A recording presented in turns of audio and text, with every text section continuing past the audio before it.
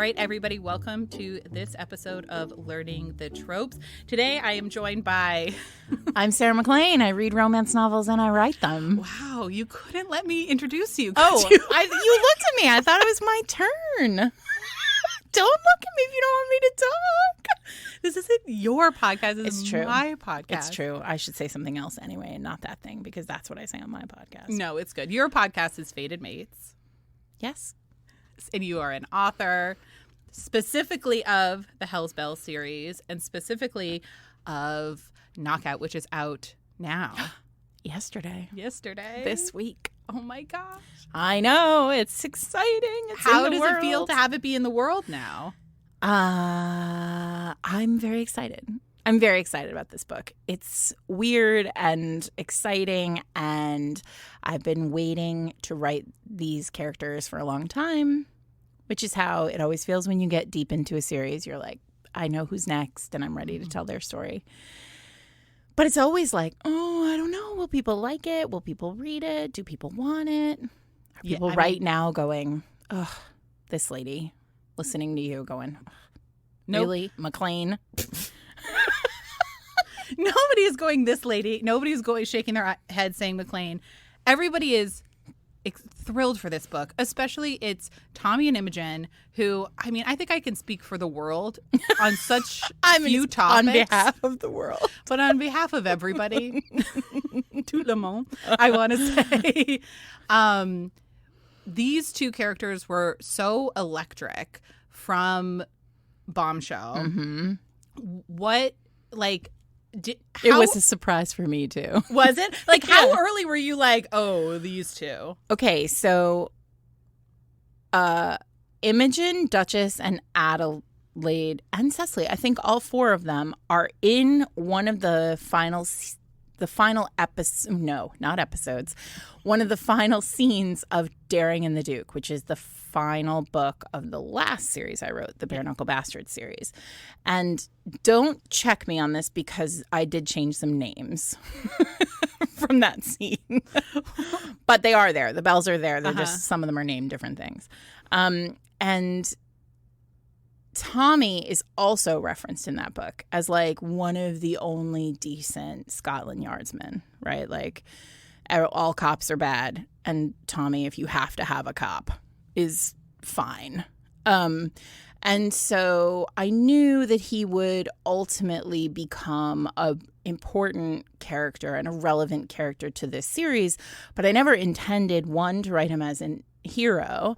And then when I wrote that first scene in the place in Bombshell, where he like comes in with the hero of Bombshell, and he's basically like calling in a debt with the hero of Bombshell, and he walks into this like kind of sacred space for the Bells and for, you know, their friends in London, a place that men are largely not welcome in and police officers are definitely not welcome in.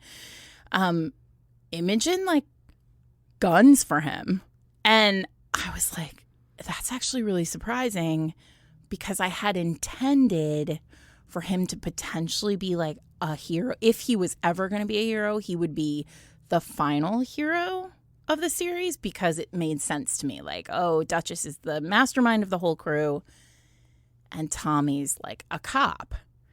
But Imogen was like, no, mine. Like, she basically called dibs. Yeah. And then that was it. And so I was like, oh, all right. And that made sense because she's the most chaotic of all of them. Like, she's the one who commits crime all the time. She can't help it. It's just her vibe. I love her so much. So it makes sense that, like, the one who's committing, like, crime all the time is the one who flummoxes and then just, like, brings down the police officer. The stiff officer. Yeah, the Scotland Yardsman, the detective inspector. Yes, and it's such a, I mean, obviously this is Learning the Tropes. I love tropes, talking about tropes. And there is something so magic about, like, the chaos meets straight-laced pairing. Control versus chaos. That is just the most fun to read. It's really very fun to read. It's one of my favorite. It's Grumpy Sunshine, but like on steroids, right? And so it is one of my very favorite tropes to read too, and a challenge when you lean heavily into it as chaos, right? Because Imogen was in 2 prior books to this, and she was like a dog in both of them, meaning like she was so chaotic and funny. She was there for comic relief. If I needed somebody to do something a little bit wacky, like it made sense. Of course, it was going to be Imogen who did it, right? Like there are lots of scenes where something blows up and it's just like Imogen going like, "Hi, I'm here." And so turning her around and making that chaos both, obviously it's always been lovable to a certain group of us, mainly my readers. But making it lovable, believing that she's heroine material, was probably the biggest challenge of the book, but really a great reward at the end. Oh, yeah, that's so funny. But you had always pictured her as a heroine. Oh, yeah. I mean, I always knew she would be, but it's, I spent a lot of time going like, I'm writing myself into a hole here, and at some point I'm going to have to dig myself out of it. And I don't know how that's going to work, but that's a problem for future Sarah. And you know what? Future Sarah really always gives you a solid because she gets you out of I mean, so I don't know. much. Future Sarah does a lot of cursing past Sarah. So, yeah. Talk about enemies to lovers. Past and future Sarah. They would not get along at all. Yeah, you mentioned them being kind of a surprise. So when you do start a series, sort of how far down the line do you know about couples or characters or who's going to show up? So that's a good question. I always know who the main group is. So I might not know who the love interests are for everyone, but most of my series are linked through there's a thread between at least one, either the heroes or the heroines or both, right? And so I don't always know who the love interests are, but I always know who like the core group is, the friend group or the siblings or whoever they are. In this case, but then also I'm writing a series, or if I'm writing a series, I usually know what I'm aiming for. Like, and what I mean by that is it's 4 books and the end of the 4th book is this thing, whatever it is. Usually a big, like, explosive set piece ending, right? And when I do it that way, like, I think about my series as, like, big thematic series. Like, I know the story I'm telling over the course of the whole series so that they hang together sometimes in timeline or sometimes with the characters, but they also thematically work as, like, one entity if you read them back to back to back. So like, you know, there was this whole, when I wrote Bare Knuckle Bastards, there was this whole like play with light and darkness and like good and evil and identity and what it means to be bad or wicked versus, you know, good. And so if you read the whole series, like beginning to end, you know, you start to see some of that stuff. For example, like in Wicked and the Wallflower, there's only one scene that's in daytime. And then in Daring and the Duke, like most of this book is in the day. Like there's a, you know, I don't know. So I play these games with myself. And so the answer is I knew Imogen would be a heroine. And then like I said, pretty soon into Bombshell, I was like, oh, there he is. It has to be. But then I had to let them cook for a book because Adelaide was next. That was the other thing. So what makes you decide also like the order of the books? Because immediately we all were everybody wanted Imogen and Tommy. Yeah, it's a problem. No hate to Adelaide and Claiborne, who I do love. No. And the opening scene of their book is so insane and gorgeous and cinematic and so much fun. Thank you. Adelaide was destined to be next because I wanted to. So Hell's Bells is told. It's the story of 4 women who are part of a girl gang, essentially, that is fucking things up all over London in the early Victorian period. So Queen Victoria has just ascended to the throne. This is historically real. men and particularly men in power in England were livid at the idea that women might get ideas, that women who were not Queen Victoria might think like, well, hang on a second, if we can be queen, we can be anything. Right. We can take power in all spaces.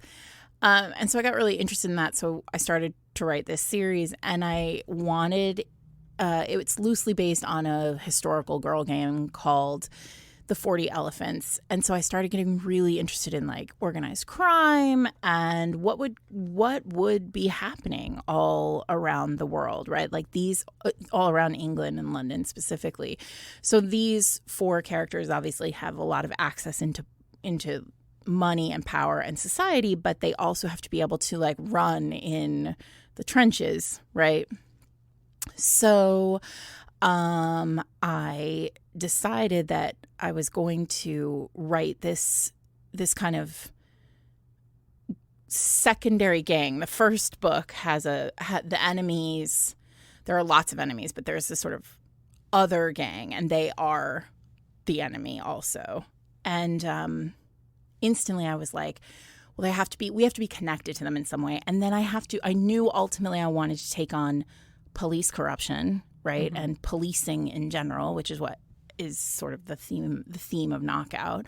And then ultimately like even more power in Duchess's book, which is coming. So I had to clear the deck a little and I had to get the kind of organized crime syndicates out of the picture in some way, or potentially instead of moving them out of the picture, moving them into the world of the Bells. Like now the Bells can use them for good, mm-hmm. even though they don't necessarily want to be used for good, right? Yeah. So, but also I knew I wanted to take on policing in this book, and in order to do that, I wanted to talk about police corruption, and I wanted men in power, particularly like men in Parliament, to not have access to organized crime, like to a gang, a street gang. I wanted them to be using the police as thugs, as like mm-hmm. strong arms. So that's why Adelaide came next, because she was born like a crime princess. She was born the daughter of one of the heads of this gang. Yeah, and had to get them out of the way. And I had to figure out a way to use them so that ultimately now they're on the table. Their position has moved, right? Like it's a game of risk when mm-hmm. you put together a series like this, and now they're positioned to potentially help me rather than be in my way. Yeah, and it clears off kind of, just what the corruption is for the police. How much, I know that you did research kind of into the 40 Elephants. Mm-hmm. How much research did you do into kind of policing in the Victorian era? A ton. Yeah. Because detective work was basically invented in the Victorian era. Oh, really? Scotland Yard was formed in the early 19th century, in the early 1800s. And what's really fascinating is prior to Scotland Yard, there was no such thing as detective work, right? Because policing was designed to stop crime before it happened. Meaning like men with billy clubs on the street, like treating people badly, mm-hmm. right? And then there was a sense of, well, what if we could solve crimes after they happened? And so they invented, basically Scotland Yard formed the detective branch of Scotland Yard, which was designed to do just that and like investigate crimes that had already happened. Mm-hmm. And that came with its own problem, obviously. I mean, I say this in the author's note of my book, but like police corruption has existed as long as policing has existed. When you give a block of people power at that level and weaponry and tell them, and fund them in such a way that they are beholden to rich, wealthy white people, mm-hmm. there is going to be corruption, and there is going to be racism and classism and lots of other bad things, right, in any organization. but Scotland Yard is responsible for it coming to modern policing. And so I did a lot of research on it because I wanted to get it right. And I wanted it to feel, I've used example. I mean, I drew from things that actually did happen in Scotland Yard at the time. And I think sometimes in historical romance, especially, we like wave away Scotland Yard. We're like, well, it's different, right? They're historical detectives. And like, yeah, sure, that's true. Like all of historical fiction, historical romance is like Vaseline on the lens. But you can't write a book about a cop in 2023 and not write a book about a cop, right? Right. Yeah. So that was a struggle too, making sure, like, wanting to be respectful of all the current movements to rethink policing, and think about policing as like community empowerment and community action rather than suppressing community and oppressing community. Yeah, and I think community is so linked to, I think, romance in particular. Yeah. And within your books, I mean, all of your books, but within Hell's Bells, they have the place, which is a place. Right. It's the Peach Pit. Yeah. You know, where primarily women, but like any member of a marginalized community can kind of... is welcome. Come. Yeah. And so... was there historical precedent for something like that, or what made you decide that having like a club like that was so important to the novel? Well, I started with the place was born in the middle of the pandemic, right? When all I wanted to do was hang out with my friends, my girlfriends. So there was that, but also I have always written about private spaces for women, right? My first series, all my series have private space for women built into them. And so the place was just sort of a natural extension of that, giving it to, Maggie O'Tiernan, who's a trans Black woman, and giving power to women of color, and queer women was important to me because I am not a woman of color. I don't have a queer identity. It's important to me as like a cis-het white lady in the world to people the world of my novels the way the world looks and looked, right? I mean, it looked like this. There were queer people. They had underground places, just like they have now. And, there were spaces for women just like there are now. But I don't feel comfortable writing. It is not my place to write a historical novel or a historical romance with a point of view character who is a woman of color or a trans woman or a queer person. And that is because there are not enough of us writing those things right now. And so I feel like my job is to people the world of my book that way and lift up voices of other authors who are doing this kind of work from an own voice perspective, from their own lived experience. So people like Adriana Herrera and Diana Quincy and Alexis Hall and others. Right. Kennedy Ryan, Naima Simone. I mean, there's so many. Right. But in historicals, there are so few. That is right. Right. And so Beverly Jenkins, but she writes in America. So like there are these it's so thin on the ground. Like 19th century European historical romance written by women of color and queer people, about women of color and queer people. And so yeah, I don't know. I don't even remember what the question was, but the answer is, yeah, I want to lift those authors up in real life and help people find them. But it is 1,000% not my story to tell right now. Maybe someday when there are many, many, many, many other authors writing those books, right, I will think about a POV character from there, but not today. But what's cool about it is I get to build these bright worlds, right? Right, and that's what I love about the place. And yeah, like you said, you do always populate your books with these places, but I think particularly the place in the way that we start to see the heroes from the previous books be allowed into the place. Yeah, they've like done their time, right? They've like proven their worth.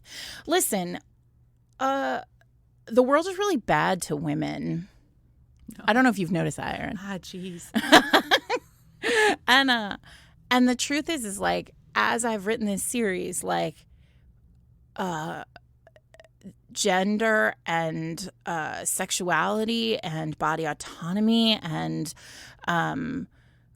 queer and trans rights. I mean, all these things are on the table in the United States in a combative, terrifying way that they have not been, or they had not been until the last couple of years. And so as you're writing these stories about a time when those fights were happening, right? And these people were running scared and were finding community out of the view of power, it feels like I would be remiss not to be writing safe spaces for people, women and people of color and queer and trans people throughout time. But that goes back to what I was saying before about, like, thematically, it doesn't really matter. I honestly don't know I assume this series would look differently if it hadn't been written at the time that it has been written, but it is what it is. And so there are things on the table. Like, should we talk about Erin Leaf? What? Should we talk about? Oh my God! Yes, guys. O'Dwyer and Leaf. I didn't know if that was a secret. My name is in the book, guys. I give permission, and let me tell you, the squeal I scold, it was thrilling because I got a little text message that just said, "Would you mind if we name? Can I say what it is?" Sure. Okay, you guys are still going to read the book. That it's an abortion clinic. Yeah. Oh, okay. I don't want to spoil anything. I don't know what we can say. It's pretty early in the book. So. Okay. So it's the front. The front is that it's a seamstress. It's the first shop. It's the first chapter, Erin. Guys, I don't want to mess this up. I don't want you to not come back. All right. So stop naming characters after me. I'm looking for Erin to become a. So the plot of the book, the sort of overarching story of the book, what is the plot of the book? There have been a rash of explosions across London, across the East End of London, which at the time was very poor. And it becomes pretty clear, and it is the Hells Bells are investigating these explosions.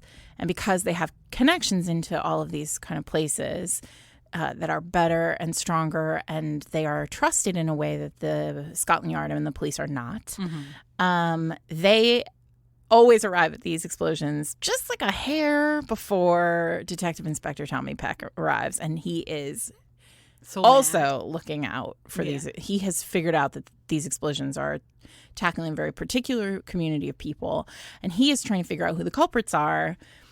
The Bells have already figured out who the culprits are, at least they're pretty sure. Right. Imogen is pretty sure that the police are involved, and so she is keeping secrets from Tommy because he cannot be trusted. His sense of justice cannot be trusted.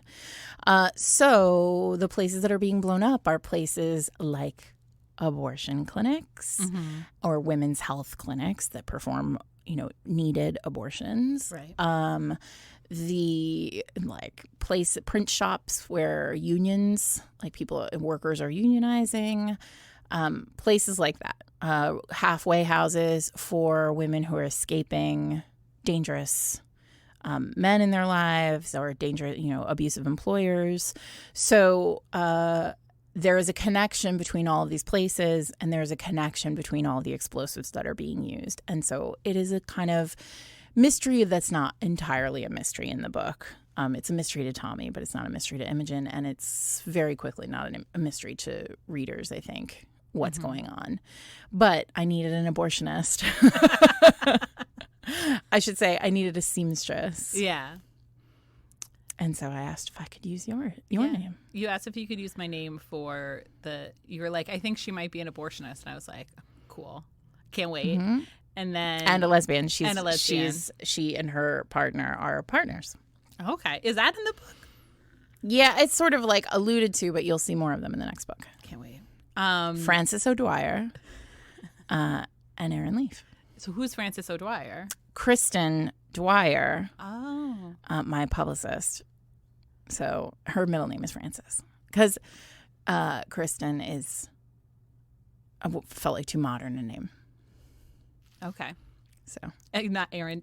The best is I have been yelling at you and any other romance author I come across to be like, why are no heroines named Aaron? And you said because Ireland's too sad at that time.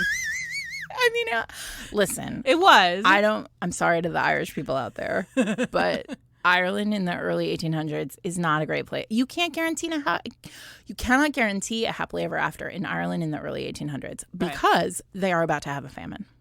Right. And also some other bad stuff is about to happen over there. Oh, yeah. Things are about to be rough for 60, 70 years. Maybe more.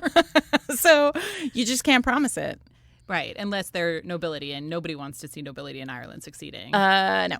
I want to see Cillian Murphy playing Tommy Shelby, but Irish. Mm-hmm. Mm-hmm. And the wind that shakes the barley. Have I blowing up some nobility over there? Exactly. Someone write that book for me. Yeah. So you used my name. You were like, I need like a stunningly attractive, very interesting, intelligent. Yes, I do. I was like, and I would like to use Aaron Leaf. Yeah. I feel like we've really bummed everyone out, though. We've talked about all the politics in my books and not the fact that there's basically no politics in my books. That's all the background guys. Mostly it's just Imogen frustrating Tommy and then them making out. Exasperated man, trademark. Yes. TM. I mean, Tommy is so exasperated by Imogen, who is unflappable. Yeah. In all the tips and tricks and like grumpy, growly, stern looks that he gives, criminals around London, and they cow and immediately confess. Imogen's like, "You're adorable." Yeah, I mean, so she gets herself into trouble because obviously she does. Mm-hmm. And then Tommy basically gets asked by her family if he will bodyguard her. And he's like, I guess. But let's be honest. He was gonna anyway. There's no bodyguarding Imogen. No. There's just following her around and hoping that she doesn't kill you both. I know. How thrilled with was something she in her when magic she found out Tommy was following her? Because she's like, this saves me time. I'm trying to track him down. Exactly. He's always right there. Well, because also I know how much you love Jessica Trent from Lord of Scoundrels. Of course. But there is a little tiny homage to Jessica Trent in Imogen, which is Imogen is in lust with Tommy. Mm-hmm. Like, she just wants him. She has wanted him from the beginning. He makes her happy. She likes to look at his thighs. And so, like, she doesn't understand. Like, why can't that just be the way that it is? Every morning I wake up and I look at Tommy's thighs. Yeah. She gets her wish. Yeah. Tommy, though. Poor Tommy. Poor Tommy. Tommy, it's a little, if you love a class warfare romance, cross-class romance, this is it. Tommy just feels like she's like the sun. She's the Mayfair sun. Mm-hmm. And he's a kid from Shoreditch. I know. And when he brings her to his like little gaff and he's all embarrassed of it. I know. She doesn't care. To me, there's this, I've never written a hero with a family, Oh, why is that? And so, I don't know. It's weird, right? Yeah, because now I am thinking about it. I've written heroes who have family, but it's always like a fraught relationship. Right. I've never written a hero who has like a happy, decent family. Now I'm going through like the Rolodex. Ralston had his brother. Well, yeah, but like he didn't get his mother like hated him, and like there's and all he had sorts a of sister. Right. Tommy's father is dead, but he has a really lovely family. Yeah, and I again was very surprised by that because I don't plot, so everything is a surprise to me. You not plotting is one of the great mysteries of the world because you also write in the MacLeaniverse where everything is connected. Yeah, that's how I get away with it. It's very cheat. I cheat. Okay, talk to me about how that's cheating because that seems very hard. No, it's like, I need a dressmaker, so. Just use this one I wrote. I have a dress. Like, okay. Listen, the dressmaker in the MacLeaniverse is never going to die. No, she's busy. She is a vampire. But like, also, it feels like yeah, I mean, like, I need a casino. I wrote a casino. So, like, that's the casino we go to, which is great for readers because when we go there, you see all the people from that series. And people are like, oh, look how clever she put that in there. And I'm like, no, I just needed a casino and now they're there. And so because I've written that casino, I know what's inside that casino and I know who is inside that and I know they have particular skills. I don't know. So I didn't know Tommy. I knew Tommy had a mother, but I didn't know he had like a sister and a brother who was a vicar and who didn't even make it on page. I had intended for him to make it on page, but yeah, because I've always wanted to write a vicar romance. There's still time. I know. You have one more to write. He's single. Like I literally intentionally made him single so that he could potentially be a hero eventually, but I don't know. Then he didn't make it on page, and he has a niece. Which is nice. No, And there are lots of, that is one of my favorite scenes in the book, that scene where we meet his family and they tell stories about when Tommy was little. Yeah. Well, I think it's a nice contrast too for Imogen. You know. Who doesn't have very much family, but has the bells. Yeah, she has the bells. And she has community. Like, yeah. I mean, she has a brother who like is emotionally constipated. And doesn't know how to feel feelings. Yeah. I'm waiting for the letters from readers about him. I know. Well, when does he get a story? I mean, we're still waiting for Callie's brother. What was his name? Benedict. Here's what I haven't learned my lesson because what I should have done is married him. Like, I should just like if anytime there's a brother, he's married. If I'm not no single brothers. No single brothers because unless I'm intending to make them a hero because romance readers, myself included, are conditioned to seeing people on the page and then going, oh my God. Next, like yeah. Have you read Zoraida Cordova's Kiss the Girl yet? Not yet, no. Oh my God, it's so good. It's so great. It's one of my favorite books of the year. But the main character is it's based on Little Mermaid, so she's the Little Mermaid. But she's in a band with her. It's called the Siren Seven, and it's her 6 sisters and her. And her sisters are so great. They have like this group text message, and it's like the most fun thing to read. And at the end, I like instantly texted Zoraida, and I was like, "When do we get the other 6 books?" And she was like, "Well, it's a Disney property, so." You'd write it? So probably never. But no, we're conditioned to, we see a single character in the text and then we're like, that person, when is that person getting a book? What if Benedict and Imogen's brother no. end up together? That solves the brother issue. Benedict is like 50 now though, so it's like a real daddy vibe. Cool. I'm into it. Oh my God. That's probably the only way I could see my way to writing Benedict's book is if he was a daddy. Okay. You're saying like Listen, that's not inspired, a thing that we want. Inspired today. You heard it here first. No, cut that part out because you're going to hear Benedict the daddy is the new trending. I need everybody to pay attention to this book. What's Imogen's brother's name? Okay, good. I don't feel bad that I don't remember. What is Imogen's brother's name? I don't know. All right, well. I have no idea. Charles. Okay. Charles and Benedict. Oh. Benedict Charles. Oh. Wait, so we talked about the MacLeaniverse, which I'm obsessed with. I guess it's easier. Tell your friends in film. Oh my God. I mean, talk about a license to print money. I mean, Marvel worked. Yeah. And the MacLeaniverse has sex, so it's something that Marvel doesn't even have. Better. So I think I had somebody in mind whenever I was reading Tommy, an actor. Oh, yeah. And I just want to confirm if it's the person that you were thinking of. Was it Stuart Martin? Who's Stuart Martin? Okay. I don't know. A lot of people email me about Stuart Martin. Wait, is he the... He's the guy from Miss Scarlet and the Duke. Yes, that it was. Well, yeah. Because first of all, because Detective Inspector Scotland Yard, there are a couple scenes that are in Scotland Yard. He also has a beard. Yeah. Tommy has a beard. Yeah, I think that's a good vibe.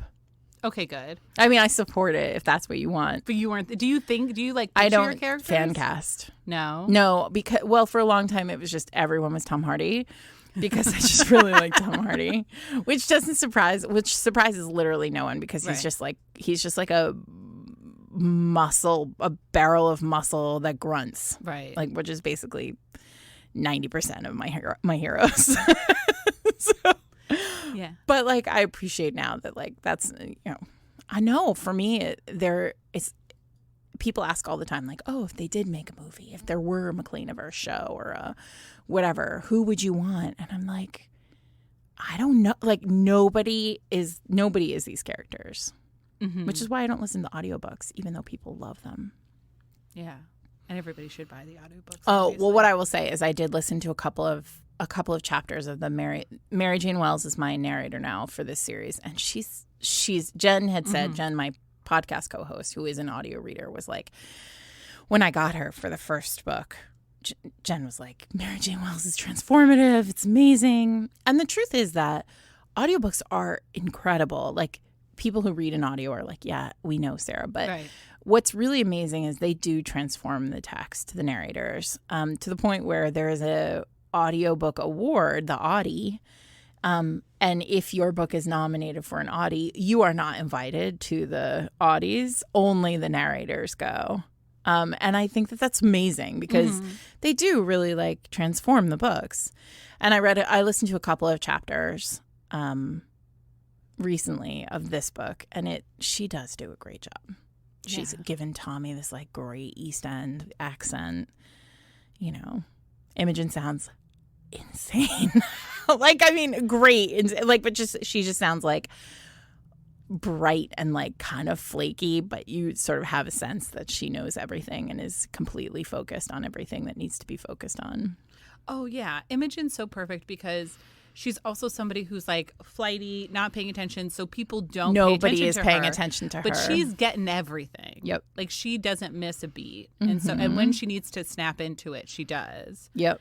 What made you want her to be an explosives expert, where you're like, the only thing more explosive than Imogen's personality is literal explosive dynamite? I said that I don't fan cast, but I did fan cast Imogen from the beginning, and that is like Helena Bonham Carter. Oh. So it's not really a fan cast, because Helena Bonham Carter is like a grown-ass woman now.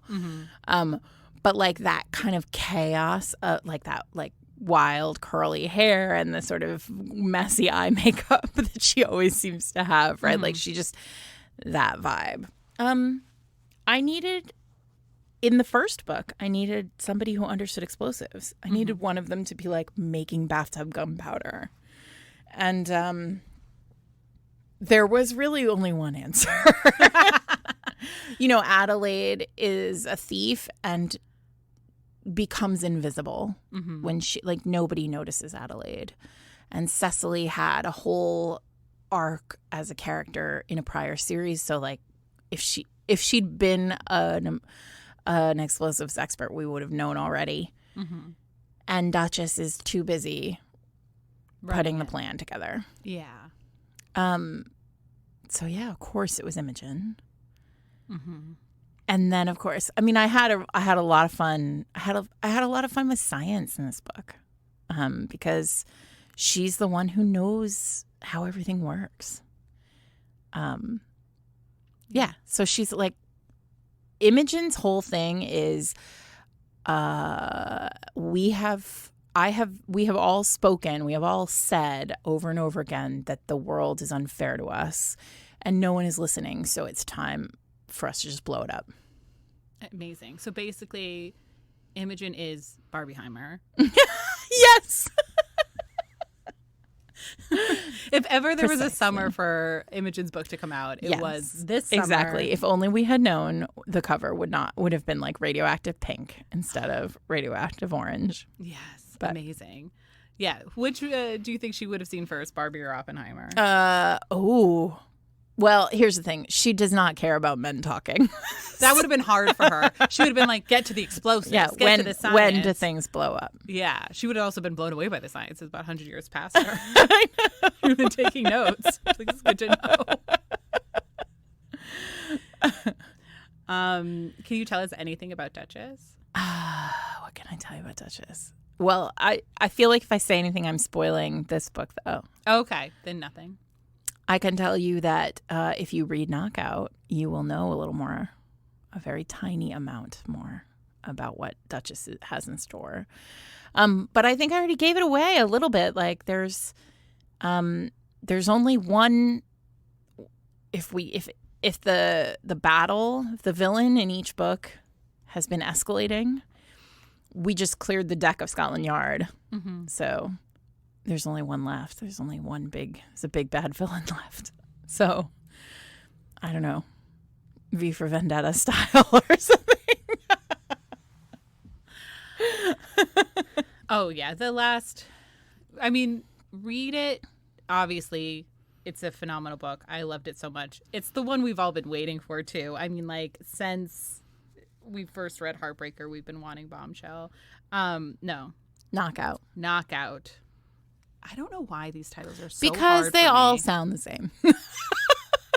Bombshells first, then Heartbreaker, then Knockout. Do you have a title for Duchesses? Or you're not allowed to say it yet? Do, but I'm not allowed to share it yet. Okay. Off mic.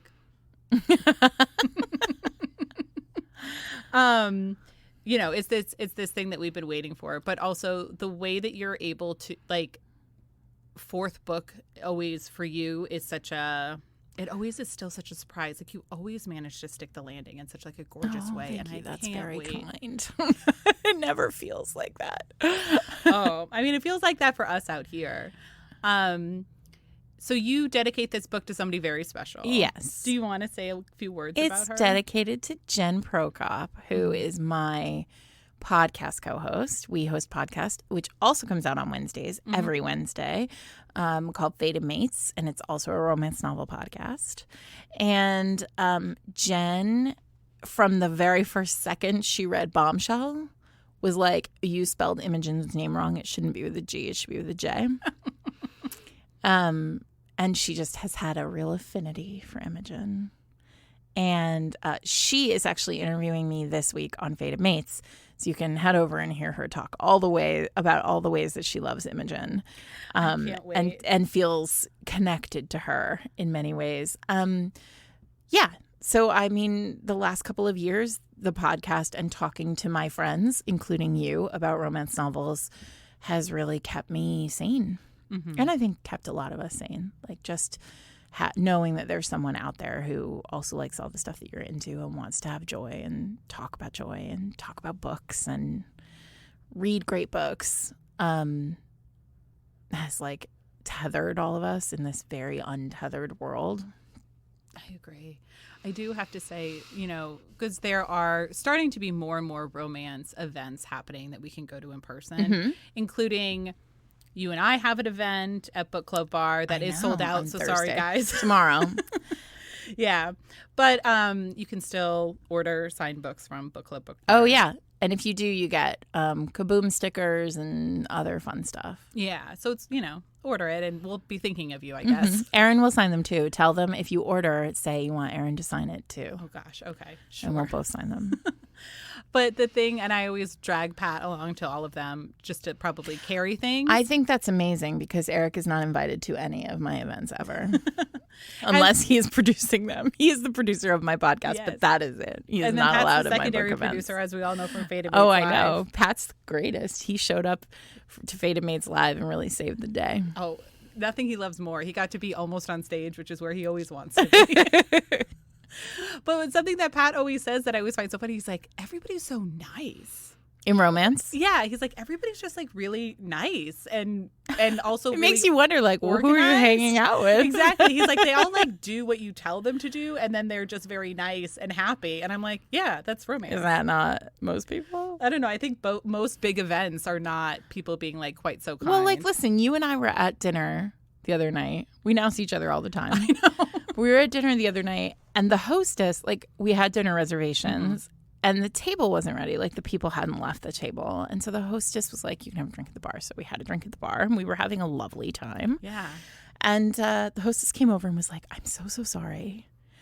Your table's not ready. The people aren't leaving. And I'm so sorry. Like, we'd like to give you your drinks for free. And we were like, great. This is amazing. Thanks This so was also much. like a fancy steakhouse where the drinks were pricey, guys. Yeah. And So we this were was like, listen, significant. win-win, right? Yeah. And she was like, thank you so much. It could have gone the whole other way with you. And we were like, what on earth kind of people are out there in the world, like, who aren't just like, thanks, that's okay. Like, I don't know. Be nicer to people, everyone.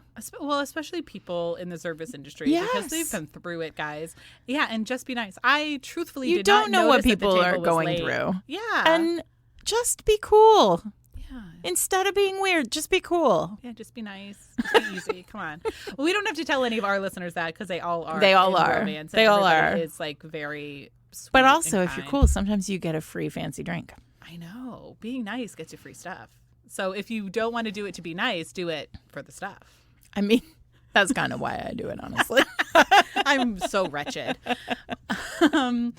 So we're like kind of coming to the end now. Yes. What have you read lately that you're obsessed with All right, or well, swooning over? I told you about Girl. Kiss the Girl, which Right. I really, really loved. What else have I read? I read Angelina M. Lopez's Full Moon Over Freedom, which is the next book in her Freedom Kansas series. And I really loved that too. She's sort of leaning hard into magical realism in this one. She sort of danced around it in the first one, After Hours on Milagro Street, and this one it's like full on magical realism, and I love it. There's a brujeria and some witches, and it's pretty fun. What else have I read recently? Oh, I'm reading Amanda Sinelli's right now. On the subway, I was reading this. I was just introduced to Amanda Sinelli, and I'm obsessed. Oh my God! Have you read Returning to Reclaim His Air? I think it's called, or Returning to Claim His Air. Is that the yacht in Brazil? Yes. So good. I did an episode with Andy J. Christopher about it. What? You did? Oh my Yes. God! I have to go back and listen to it. She brought it to me, and it was my first like Harlequin Oh my Presents. God! Obsessed. And then, oh my God! And he's like shot in the head, and there's amnesia, and like it's all like if only like they have to save like Brazil, Rio de Janeiro is relying on Yes. on this air. But you know what she's doing? Getting her degree. She ain't missing a class. That's like, did you ever read Cressley Cole's The Master? No, I need to. First of all, There's so many. Listen, there's too many holy books. cannoli! One of the biggest searches that we get on that brings people to the Fated Mates website is chastity belts. It is because of The Master. So now anytime there's ever a chastity belt in a romance novel, which is surprisingly often for us for some reason, I mean, not like super often, but like more than once, we always say like, all right, everyone who's here for chastity belts. And then we make sure we tag the episode Chastity Belts. So make sure you tag this episode Chastity Belts, and the Chastity Belt crew will come to you as well. I know they'll be disappointed because we don't really touch on it. But. Well, we don't either. We just mention them in passing. But anyway, yeah, The Master. Oh my God, it's so sexy. Listen, I actually reread this book last month because I was like, I just need a great read, and I reread The Master. She also doesn't miss a class. And it's like a whole thing that she refuses to tell him. That book's the setup of that book is great. She is on the run from her like evil, terrible husband who attempted to kill her for her money, for inheritance. So she like is cleaning houses in Miami because she can't like be above ground. Like she has to be underground. And she cleans the house of an escort, a professional escort, who like is in a bind and needs somebody. Like she gets the flu or something, and she's like, "You're beautiful. I need you to go and like be an escort for a night with this like Russian billionaire." Listen, this hits different before the war in Ukraine, everyone. But so she's like, "What?" And she's like, "You'll make $10,000. It'll be amazing." And the heroine's like, "I guess like I can't turn down 10 grand." So she goes thinking like, what is she going to walk into? And she, of course, he's like the most handsome thing she's ever seen. And he's like, I never double book. Like I only ever have like one escort one time because I'm broken in every way and I can't love. Of course, yeah. And then like they do it and they have this like crazy night of sex. And then at the end of it, he's like obsessed with her. And she's like, I don't think so. Because she doesn't want to tie down either. And then he has to like find her and obsess over her and protect her. And there's Christmas and a chastity belt, but she doesn't miss her econ final, and that is what is important. It's so great. As Jen says, romance is unmatched. Yeah, just phenomenal. She cares about classes. Yeah. Listen, every person in the world who's like, romance novels, blah. I'm like, you have no idea. You have no idea what lives over here. The joy and delight that lives over here on our side. Oh, we're having a blast. And I feel like I'm so over to having to explain to people, like, here's why romance is good. I'm like, read it. I know. It's good. It's fun. It's ridiculous. There's I know. silly ones. There's smart ones. There's sad ones. There's everything. Everything you want. Those are great books. Returning to Claim His Heir is fantastic. I need to go back and read more Amanda Sinelli. Yeah. Yeah. Right? That's bananas. Yeah. It's so much yachting. Yachting. He's a billionaire from yachts, which I still, the economics, you Listen. can't think about it, but it does stress me out. If you haven't read Pregnant in the Italian's Palazzo, that's also another good one. Is that her? Yeah. Okay. There's like, again, a crazy one night stand in like chapter 1, and then oops, she's pregnant, and he's like, not oops at all, now you live in my Italian palazzo. And she's like, but I have shit to do in London, and he's like, not anymore, you don't. And it's so crazy. Yeah, it's great. Romance is unmatched. The best. I love you so much. What how can people find you? Any last thoughts? We didn't do tropes or anything. Do you still do that? Oh, yeah, but what tropes that are in Knockout? Yeah. All right, what tropes are in Knockout? Thick thighs save lives. Do you need any other one, guys? Thick thighs, I mean, like, Exasperated man. yeah. I really should Chaos heroine. I should do the Goodreads lists.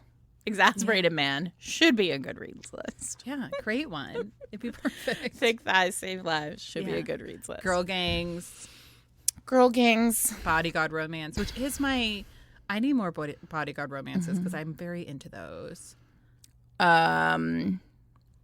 Rich heroine, poor hero. Yeah. If you liked that movie with Ellen Barkin and Dennis Quaid back in the day. Do you know what movie I'm talking about? No, I have no idea. The Big Easy. I never saw that. Write it down. Write it down. It's set in Louisiana. Well, I had assumed as much. The Big Easy. Oh, yeah. You love New Orleans. Yes, I have been once, only for 3 days. Listen, I do love Dennis it. Quaid playing a cop in New Orleans suffering from police corruption. It's great. Yeah, it's good. Yeah. There's like a Mardi Gras murder. Ellen Barkin throws up. Oh, I don't like I mean, I was like 12 when I watched this movie the first and last time. There's a great line in it, though. There's a woman, I wish I knew her name. She's a very recognizable actress. She's not famous, but she's very recognizable. And Ellen Barkin is jogging, and she like gets picked up, like whatever. She gets picked up and brought to this party that's being held by Dennis Quaid's like Cajun mom, played by this actress.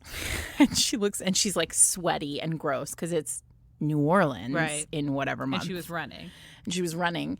And the mom is like, what's wrong with you? Why do you look like this? And she was like, I was jogging. And she goes, why? Amazing. I know. So the trope is the Big Easy. No, that's a real old movie. That's a deep cut. No, I think I really nailed it with Exasperated Man, Thick Thighs, Save Lives, Chaos, Mop It. Yeah. Very Big Purse. Female friendships. Oh, yeah. Listen, women keep a lot of things in their purse, and Imogen has a magic carpet bed. She does. She keeps magic tricks in there. She does. Yeah. She has everything you need. Yeah. If you liked Elena Armas's The Spanish Love Deception, Elena is a chemist. And when it came down to like the literal very last day I was writing this book, I was like, oh no, I had filled, like in the manuscript, I had been like, fill Imogen's carpet bag at some point with like stuff. And then I was like, oh no, it's due tomorrow. And I have not filled this carpet bag. And Elena came to the table and helped me fill the carpet bag with nitroglycerin and other explosive materials. So Oh, good. she's a Jill of all trades as well. So people can listen to you. Oh, I'm talk sorry. Every yes, week. I'm just going on and on. You can listen to Fated Mates at fatedmates.net every Wednesday or on your favorite podcasting app. Yes. You can find me at sarahmaclean.net. You can find me on Instagram, which is really the social media network that I enjoy, at Sarah MacLean. And if you subscribe to your newsletter, you got a free book. Oh, yeah. Which I read and was also obsessed with. Oh, I'm so glad. And I want your medieval so bad. I feel like everyone I talk to, I'm like, medieval, Viking, anybody? Yeah, if you subscribe to my newsletter at sarahmaclean.net, you'll get, you can download a free short story, which is actually like medieval, so not really the world I write in now, but it has a connection to the MacLeaniverse. And also, if you like that writing, maybe you will like the writing in Knockout. So it's like a little free taste. Yes. Or just buy Knockout, guys, because you're going to love it. I mean, buy the whole series. What are you doing? If you haven't already. If you like beautiful people blowing things up. Yes. That's this series. That is what this series is. That is the overarching dominant theme of this series. And just women you want to be friends with. It's such a great, strong series. And I love it so much. And thank you for writing it. Sisters Before Misters. Yes. It's another good Goodreads list. Thank you for putting my name in it so that I am inextricably linked. Yeah, to you it can forever. all your friends have to buy it now. Yeah, thank you. To support you. I've already started sending out links. Thanks for having me. Thanks Learning so the much Tropes. for I love your coming. podcast. Thank you. And so it's out now, everybody. Knockout. And float on over to Fated Mates right now and listen to Sarah and Jen talk about Knockout for another hour. Yeah, and if you want to listen to the first 2 chapters of Knockout, they are at the end of Fated Mates. What? This week. Mm-hmm. That's huge. All right. So head over there now. I'll be listening. All right. All right, everybody. Happy listening. I mean, happy reading and listening. All of it. However you consume romance, just consume it. Enjoy. Bye. Bye.